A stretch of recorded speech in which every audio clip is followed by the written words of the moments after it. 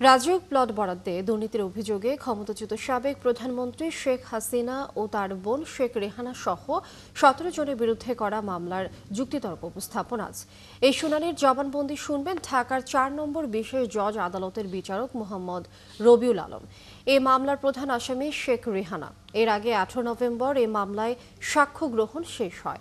মামলায় ৩২ জনের সাক্ষ্য নেয় আদালত। গত ৩১ জুলাই ৩ মামলায় অভিযোগ গঠন করে বিচার শুরুর আদেশ দেয় আদালত। অভিযোগ গঠনের শুনানির সময় আসামিরা পলাতক থাকায় তাদের বিরুদ্ধে গ্রেপ্তারি পরোয়ানাও জারি করা হয়। প্লট বরাদ্দে দুর্নীতির অভিযোগে গত জানুয়ারিতে আলাদা ৬টি মামলা করে দুদক।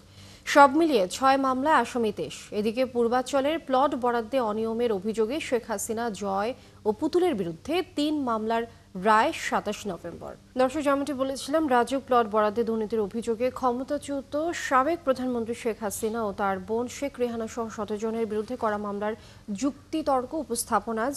এ বিষয়ে আমরা জানবো। ট্রাইব্যুনালে আছেন সহকর্মী সৈকত সাদিক। সৈকত সাদিক, আপনি আমাকে শুনতে পাচ্ছেন? আজ কোন কোন মামলার শুনানি বা যুক্তি তর্ক উপস্থাপন রয়েছে এবং কি দেখছেন অবস্থা, সবকিছু মিলে আমাদেরকে জানাবেন। লিনিয়া, আসলে একটু সংশোধন করে দিই। ট্রাইব্যুনালে আজকে মূলত শেখ হাসিনার মামলার যুক্তিতর্কটা হয়তো নিম্ন আদালতে হবে। এখানে জুলাই অভ্যুত্থানের যে মানবতা বিরোধী অপরাধের মামলাগুলো, সেই মামলার কুষ্টিয়ায় যে ৬ জন হত্যা ঘটনা হয়েছিল ৫ই আগস্টে, এবং ওই সময়ে মাহবুবুল আলম হানিফ, জানেন আপনি, আওয়ামী লীগের যুগ্ম সাধারণ সম্পাদক এবং সাবেক এমপি কুষ্টিয়ার, তিনি সহ কুষ্টিয়ার ৪ জনের বিরুদ্ধে আজকে আনুষ্ঠানিকভাবে বিচার শুরু হতে যাচ্ছে ট্রাইব্যুনাল ২-এ। এবং আজকে প্রসিকিউশনের পক্ষ থেকে সূচনা বক্তব্য উপস্থাপন করবেন। এবং এই মামলায় যে ৪ জন আসামি, হানিফ ছাড়া আর ৩ জন রয়েছেন, তারা হচ্ছেন যে কুষ্টিয়া জেলা আওয়ামী লীগের যে সভাপতি এবং জেলা পরিষদের চেয়ারম্যান ছিলেন সদর উদ্দিন খান, এবং জেলা আওয়ামী লীগের সাধারণ সম্পাদক আসগর আলী। এছাড়া কুষ্টিয়ার সদর উপজেলার চেয়ারম্যান রয়েছেন আতাউর রহমান খান। এই ৩ জনকে আসামি করা হয়েছে হানিফের সাথে, এবং ৪ জন আসামি পলাতক রয়েছে এবং তাদের পক্ষে রাষ্ট্রনিযুক্ত যে আইনজীবী বা স্টেট ডিফেন্স আমির হোসেনকে নিয়োগ করা হয়েছে। আপনি জানেন যে গত ২ নভেম্বর এই মামলার অভিযোগ গঠনের আদেশ দেন ট্রাইব্যুনাল ২, বিচারপতি নজরুল ইসলাম চৌধুরীর নেতৃত্বাধীন ট্রাইব্যুনাল। এবং আজকে ২৫ নভেম্বর এই মামলার আজকের বিচার শুরুর আদেশ তিনি দেন। এবং এর আগে গত ৫ অক্টোবর এই ৪ জন আসামি, তাদের বিরুদ্ধে প্রসিকিউশনের পক্ষ থেকে অভিযোগ দেওয়া হয় ট্রাইব্যুনালে, এবং ৬ অক্টোবর অভিযোগ আমলে নেন।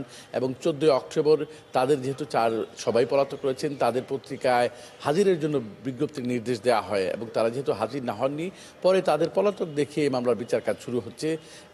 এর বাইরেও ট্রাইব্যুনালে আপনি জানেন যে রামপুরে যে একটি নির্মাণাধীন ভবন বা কার্নিশি ভবনে ঝুলে থাকা যুবক আমির হোসেনকে গুলি এবং এর বাইরে ২ জনকে হত্যা করা হয়, সেই ঘটনা যে মামলাটি দায়ের হয়েছে, সেই মামলার সাক্ষ্য গ্রহণ কার্যক্রম আজকে ট্রাইব্যুনাল ১-এ রয়েছে। লিনিয়া, আজকে ট্রাইব্যুনাল ১ এবং ট্রাইব্যুনাল ২-এ এই হচ্ছে এখানকার বিচারের সর্বশেষ কার্যক্রম। এবং যেহেতু বেলা ১১টার পরে বিচার কার্যক্রম শুরু হয়, এবং আমরা পরবর্তী সংবাদে জানিয়ে দিতে পারবো যে আজকে বিচার কিভাবে শুরু হচ্ছে। এবং প্রসিকিউশনের পক্ষ থেকে সূচনা বক্তব্যে মাহবুবুল হানিফ এবং অন্য ৩ জন আসামির বিরুদ্ধে কি অভিযোগ নিয়ে আসা হয়েছে। যদিও আগে থেকে বলা হয়েছিল হানিফ যেহেতু আওয়ামী লীগের একজন গুরুত্বপূর্ণ নেতা, আওয়ামী লীগের যে সাধারণ সম্পাদক তখন ওবায়দুল কাদের, তার সাথে যে ধানমন্ডিতে বা আওয়ামী লীগের যে কার্যালয়ের যে ব্রিফিংগুলো হতো, সেখানে তিনি বক্তব্য সহযোগিতা করতেন। এর বাইরে প্রেস ক্লাবেও তিনি বক্তব্য দিয়েছেন যে নানান ধরনের উস্কানিমূলক বক্তব্য এবং ষড়যন্ত্র তিনি করেছেন এই জুলাই অভ্যুত্থানের বিচারের আন্দোলন প্রতিবেদন। সব মিলিয়ে এই বিষয়ে তাদের আজকে অভিযোগ, এবং এই বিষয়ে আজকে মামলার বিচার কাজ শুরু হবে। লিনিয়া। সৈকত সাদিক, আপনি খবরাখবর রাখতে থাকুন। আমরা নিশ্চয়ই পরবর্তী বিস্তারিত সংবাদ সংযোগে জানতে পারবো আপনার মাধ্যমেই। আপনি যুক্ত থাকবেন আমাদের সঙ্গে। ধন্যবাদ আপনাকে।